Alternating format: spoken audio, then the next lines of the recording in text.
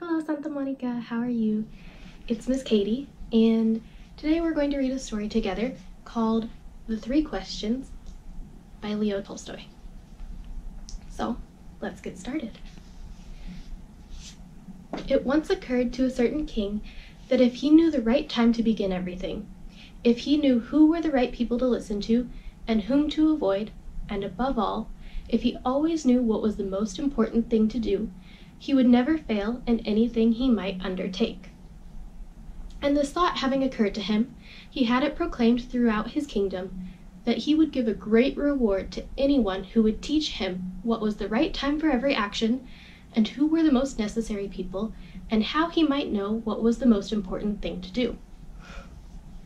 In reply to the first question, some said that to know the right time for every action, one must draw up in advance a table of days, months, and years, and must live strictly according to it.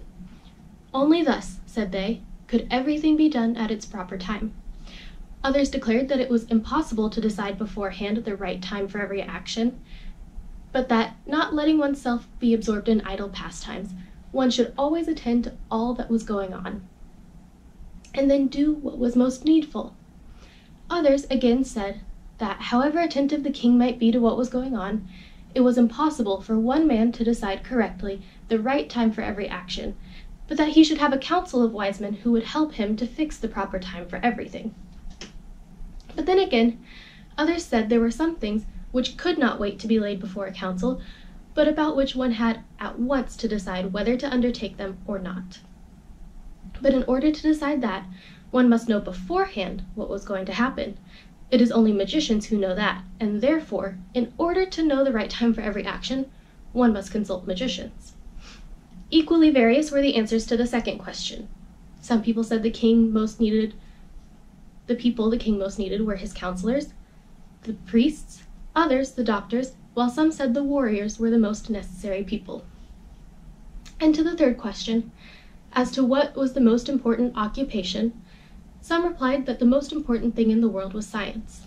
Others said it was skill in warfare, and others again that it was religious worship. All the answers being different, the king agreed with none of them, and gave the reward to no one. But, still wishing to find the right answers to his questions, he decided to consult a hermit, widely renowned for his wisdom. The hermit lived in a wood which he never quitted, and he received none but common folk. So the king put on simple clothes, and, before reaching the hermit's cell, dismounted from his horse. Leaving his bodyguard behind, he went on alone. When the king approached, the hermit was digging the ground in front of his hut. Seeing the king, he greeted him and went on digging. The hermit was frail and weak, and each time he struck his spade into the ground and turned a little earth, he breathed heavily. The king went up to him and said, "I have come to you, wise hermit, to ask you to answer 3 questions. How can I learn to do the right thing at the right time? Who are the people I most need, and to whom should I, therefore, pay more attention than the rest? And what affairs are the most important and need my first attention?" The hermit listened to the king, but answered nothing. He just spat on his hand and recommenced digging. "You are tired," said the king. "Let me take the spade and work a while for you." "Thanks," said the hermit, giving the spade to the king. He sat down on the ground. When he had dug the 2 beds, the king stopped and repeated his questions. The hermit again gave no answer, but rose, stretched out his hand for the spade, and said, "Now rest a while, and let me work a bit." But the king did not give him the spade, and continued to dig. 1 hour passed, and another.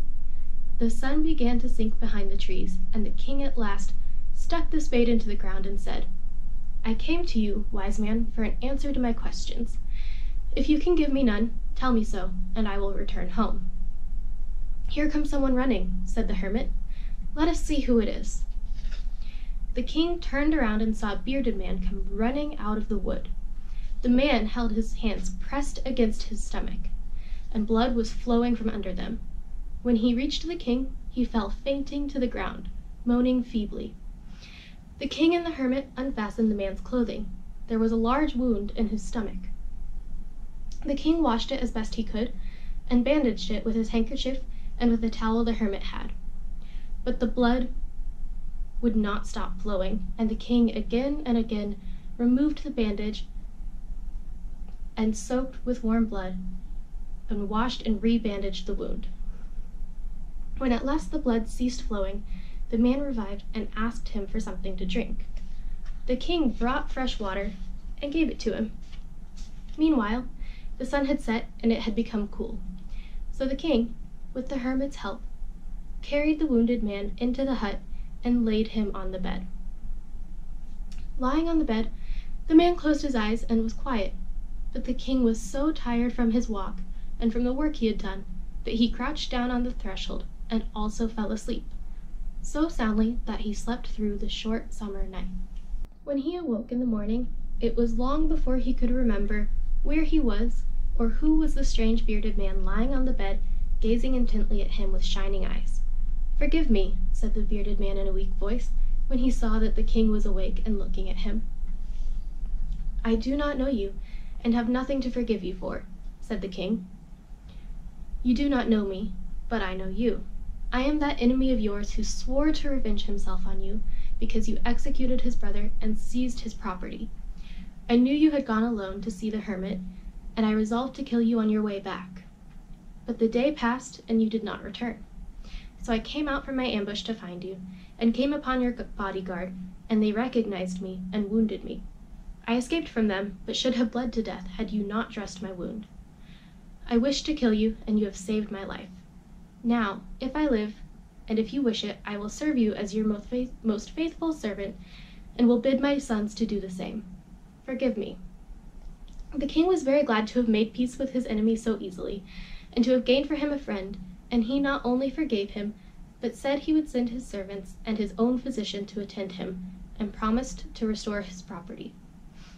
Having taken leave of the wounded man, the king went out into the porch and looked around for the hermit. Before going away, he wished once more to beg an answer to the questions he had put. The hermit was outside, on his knees, sowing seeds in the beds that had been dug the day before. The king approached him and said, "For the last time, I pray you to answer my questions, wise man." "You have already been answered," said the hermit, still crouching on his thin legs and looking up at the king who stood before him. "How answered? What do you mean?" asked the king. "Do you not see?" replied the hermit. "If you had not pitied my weakness yesterday, and had not dug these beds for me, but had gone your way, that man would have attacked you, and you would have repented of not having stayed with me. So the most important time was when you were digging the beds, and I was the most important man, and to do me good was your most important business.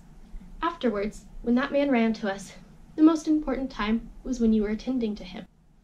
For if you had not bound up his wounds, he would have died without having made peace with you. So he was the most important man, and what you did for him was the most important business. Remember then, there is only one time that is important, now. It is the most important time because it is the only time when we have any power. The most necessary person is the one with whom you are, for no man knows whether he will ever have dealings with anyone else. And the most important affair is to do that person good, because for that purpose alone was man sent into this life." Thank you, Santa Monica, for reading that with me. I hope you enjoyed it. I miss you all very, very much, and I hope you have an amazing day.